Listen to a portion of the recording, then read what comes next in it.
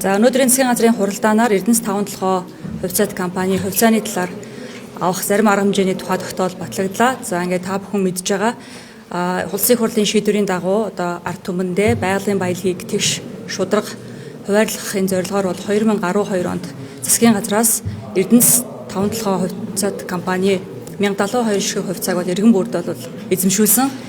За ингээд энэ төрөөс гаргаж байгаа энэ шийдвэр бол иргэдтэй хувьцаа эзэмшүүлэхдээ тодорхой хязгаарлалт тавьж шийдвэрсэн байгаа.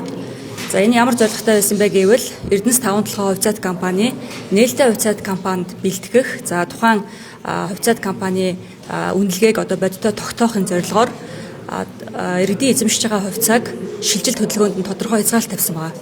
Тодруулах юм бол одоо иргэд эзэмшиж байгаа хувьцаагаа бусдад шилжүүлэх, зарах, худалдах, за засгийн газарт бол нэрлсэн үнээр нь худалдахаас бусад одоо зорилгоор зарчим зарцуулахгүй байх ийм одоо нөхцөлтөөр иргэдэд энэ хувьцааг эзэмшүүлсэн байна. За энэ хугацаанд бол шийдвэрүүдийн үр дүнд бол иргэд эзэмшиж байгаа хувьцаагаа одоо өвлөх энэ харилцаа маань нэлээдгүй удаан хугацаанд бол саатсан, ийм тодорхойгүй байдал үүссэн энэ нөхцөл байдал гарсан.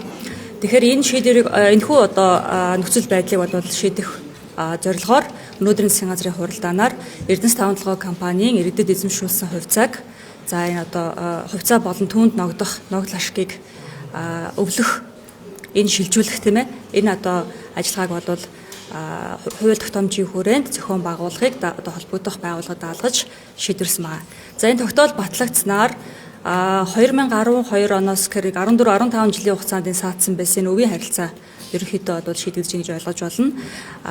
Үн цаасны төвлөрсөн хадгаламжийн төв компани бүртгэлтэй нэг 130 мянга гаруй иргэдийн нас орсон иргэдийн хувьцаа түүнд ногдох ногдол ашгийн хөрөнгө бол одоо хүлээн авагч нарт бол шилжих энэ нөхцөл боломжид үүдэж гэж ойлгож байна.